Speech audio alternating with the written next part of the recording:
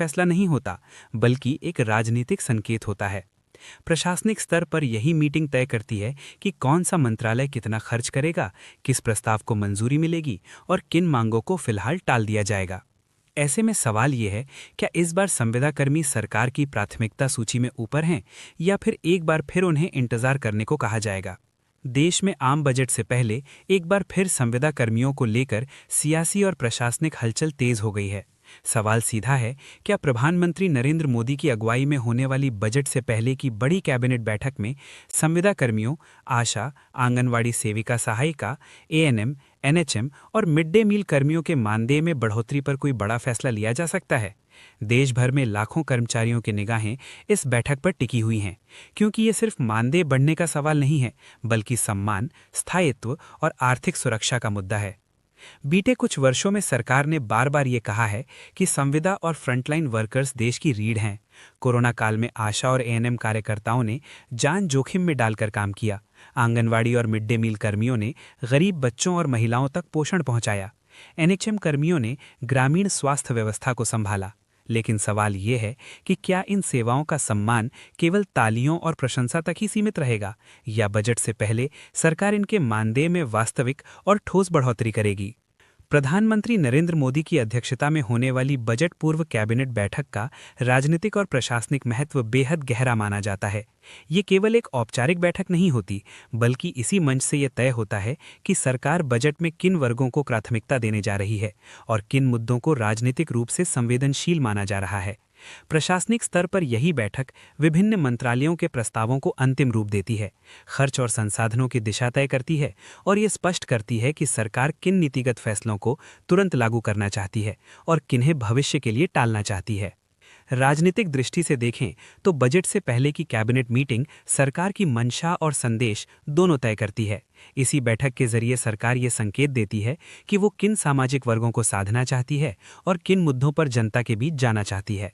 संविदाकर्मी, आशा, anganwadi, ANM, NHM और MDM जैसे वर्ग सीधे तौर पर जमीनी स्तर से जुड़े हुए हैं और इनका प्रभाव गांव, गरीब, महिला और बच्चों से जुड़ी नीतियों पर पड़ता है। ऐसे में इस वर्ग को लेकर कोई भी फैसला न सिर्फ प्रशासनिक राहत होता है, बल्कि एक मजबूत राजनीतिक संदेश भी देता है कि सरकार फ्रंटलाइन वर्कर्स के साथ खड़ी है। सूत्रों और चर्चाओं के मुताबिक इस बार सामाजिक क्षेत्र से जुड़े कर्मचारियों के मुद्दे एजेंडे में शामिल हो सकते हैं। इसी बीच वित्त मंत्री निर्मला सीतारमण का एक बड़ा बयान सामने आया है, जिसमें उन्होंने कहा कि सरकार संविदा कर्मियों और फ्रंटलाइन वर्कर्स के आर्थिक हालात को लेकर गंभीर है और सभी पहलुओं पर विचार किया जा रहा है। इस बयान को लाखों कर्मचारियों के लिए उम्मीद की किरण के रूप में देखा जा रहा है। संविदा कर्मियों की वर्तमान स्थिति पर नजर डालें तो तस्वीर बेहद चिंताजनक है। आशा कार्यकर्ताओं को कई राज्यों में आज भी 6 से 8 हज़ार रुपए के आसपास मानदेय मिलता है। आंगनवाड़ी सेविकाओं और सहायिकाओं को भी बेहद कम राशि पर काम करना पड़ता है। एएनएम और एनएचएम कर्मियों की स्थिति थोड़ी बेहतर जरूर है, लेकिन काम का बोझ, ड्यूटी के घंटे और जिम्मेदारियों के मुकाबले उनका वेतन बेहद कम है। मिड डे मील कर्मी तो ऐसे कर्मचारी हैं जिनकी मेहनत से करोड़ों बच्चों को भोजन मिलता है, लेकिन खुद उनका जीवन आर्थिक असुरक्षा से भरा हुआ है। वित्त मंत्री के बयान के बाद ये चर्चा तेज हो गई है कि क्या बजट से पहले मानदेय बढ़ाने का फैसला कैबिनेट में लिया जा सकता है। सरकार के सामने ये एक राजनीतिक अवसर भी है। संविदाकर्मी सिर्फ कर्मचारी नहीं, बल्कि एक बड़ा सामाजिक वर्ग हैं, जिनका सीधा जुड़ाव गांव, गरीब, महिला और बच्चों से है। इन कर्मचारियों के परिवार और समुदाय मिलाकर ये एक बड़ा वोट बैंक भी बनता है। ऐसे में बजट से पहले राहत की घोषणा सरकार के लिए राजनीतिक रूप से भी फायदेमंद मानी जा रही है। संविदा कर्मियों और आशा आंगनवाड़ी संगठनों का कहना है कि वो कोई नई मांग नहीं कर रहे। वर्षों से उनकी मांगें फाइलों में घूम रही हैं।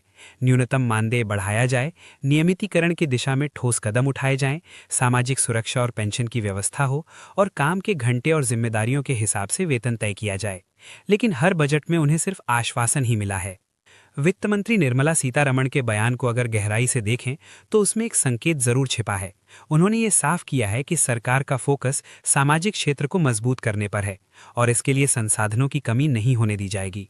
हालांकि उन्होंने सीधे तौर पर मानदेय बढ़ाने की राशि या तारीख का ऐलान नहीं किया, लेकिन इतना जरूर कहा कि संविदा कर्मियों के मुद्दे सरकार की प्राथमिकता में हैं। इस बयान के बाद कर्मचारी संगठनों में हलचल तेज हो गई है। प्रधानमंत्री मोदी की सरकार पहले भी चुनाव और बजट से पहले बड़े फैसले लेने के लिए जानी जाती रही है। उज्ज्वला योजना का विस्तार, किसान सम्मान निधि की किश्तें, मुफ्त राशन योजना, ये सभी फैसले इसी रणनीति का हिस्सा रहे हैं। अब सवाल ये है कि क्या इसी कड़ी में संविदा कर्मियों के मानदेय में बढ़ोतरी का फैसला भी शामिल होगा? अगर ऐसा होता है तो ये लाखों कर्मचारियों के लिए ऐतिहासिक राहत होगी। संविदा कर्मियों के मानदेय बढ़ने के व्यापक लाभ भी होंगे। सबसे पहला लाभ ये होगा कि इन कर्मचारियों का जीवन स्तर सुधरेगा। महिलाएं जो आशा, आंगनवाड़ी और एमडीएम में काम कर रही हैं, उन्हें आर्थिक आत्मनिर्भरता मिलेगी। इससे परिवारों में उनका सम्मान बढ़ेगा। दूसरा लाभ ये होगा कि सरकारी योजनाओं का क्रियान्वयन और बेहतर होगा, क्योंकि संतुष्ट कर्मचारी ज्यादा समर्पण से काम करेंगे। तीसरा लाभ सामाजिक होगा। गरीब, महिला और बच्चों से जुड़ी योजनाएं मजबूत होंगी। लेकिन अगर इस बार भी बजट से पहले कोई ठोस फैसला नहीं हुआ, तो आंदोलन की आशंका से इनकार नहीं किया जा सकता। देश के कई हिस्सों में आशा, आंगनवाड़ी और एनएचएम कर्मी पहले ही धरना प्रदर्शन कर चुके हैं। कर्मचारी संगठनों का कहना है कि अगर सरकार ने सिर्फ बयान देकर बात टाल दी, तो वो देशव्यापी आंदोलन की ओर बढ़ेंगे। ये आंदोलन न सिर्फ सड़कों पर बल्कि सोशल मीडिया और राजनीतिक मंचों पर भी देखने को मिल सकता है। सरकार से संविदा कर्मियों का सवाल सीधा है। जब बजट में बड़े उद्योगों, इंफ्रास्ट्रक्चर और दूसरी योजनाओं के लिए हजारों करोड़ रुपए का प्रावधान किया जा सकता है, तो फिर उन कर्मचारियों के लिए पर्याप्त राशि क्यों नहीं जो जमीनी स्तर पर इन योजनाओं को सफल बनाते हैं? क्या उनकी मेहनत की कीमत सिर्फ सम्मान पत्र और भाषणों तक ही सीमित रहेगी? अब सबकी निगाहें प्रधानमंत्री नरेंद्र मोदी और उनकी कैबिनेट पर टिकी हैं। बजट से पहले होने वाली ये बैठक ये तय करेगी कि सरकार संविदा कर्मियों को सिर्फ एक खर्च मानती है या देश के विकास में साझेदार। मानदेय बढ़ाने का फैसला न सिर्फ आर्थिक बल्कि नैतिक और सामाजिक रूप से भी बेहद अहम होगा। अंत में यही कहा जा सकता है कि संविदा कर्मियों, आशा, आंगनवाड़ी, एएनएम, एनएचएम और मिड डे मील कर्मियों का मुद्दा अब टाला नहीं जा सकता। वित्त मंत्री के बयान ने उम्मीद जरूर जगाई है, लेकिन असली परीक्षा सरकार के फैसले से होगी। क्या बजट से पहले मानदेय बढ़ेगा या फिर ये वर्ग एक और साल इंतजार करेगा? इसका जवाब आने वाले दिनों में मिल जाएगा। देश की सियासत में हलचल है, सत्ता के गलियारों में सरगर्मी तेज है और लाखों संविदा कर्मियों की निगाहें एक ही सवाल पर टिकी हैं। क्या बजट से पहले प्रधानमंत्री नरेंद्र मोदी की अगुवाई में होने वाली बड़ी कैबिनेट बैठक से कोई ऐसा फैसला निकलेगा जो आशा, आंगनवाड़ी, एएनएम, एनएचएम और मिड डे मील कर्मियों की जिंदगी बदल दे? ये कोई साधारण बैठक नहीं है। बजट से पहले होने वाली कैबिनेट मीटिंग वो मंच होती है जहां सरकार ये तय करती है कि किस वर्ग को राहत मिलेगी और किसे सिर्फ आश्वासन। यही वो पल होता है जहां नीतियां कागज से निकलकर जमीन पर उतरती हैं या फिर फाइलों में ही दबकर रह जाती हैं। राजनीतिक रूप से ये बैठक इसलिए अहम है क्योंकि इससे सरकार का सीधा संदेश देश की जनता तक जाता है। बजट से पहले अगर किसी वर्ग को राहत मिलती है तो वो सिर्फ आर्थिक फैसला नहीं होता, बल्कि एक राजनीतिक संकेत होता है। प्रशासनिक स्तर पर यही मीटिंग तय करती है कि कौन सा मंत्रालय कितना खर्च करेगा, किस प्रस्ताव को मंजूरी मिलेगी और किन मांगों को फिलहाल टाल दिया जाएगा। ऐसे में सवाल ये है, क्या इस बार संविदा कर्मी सरकार की प्राथमिकता सूची में ऊपर हैं या फिर एक बार फिर उन्हें इंतजार करने को कहा जाएगा? देश में आम बजट से पहले एक बार फिर संविदा कर्मियों को लेकर सियासी और प्रशासनिक हलचल तेज हो गई है। सवाल सीधा है, क्या प्रधानमंत्री नरेंद्र मोदी की अगुवाई में होने वाली बजट से पहले की बड़ी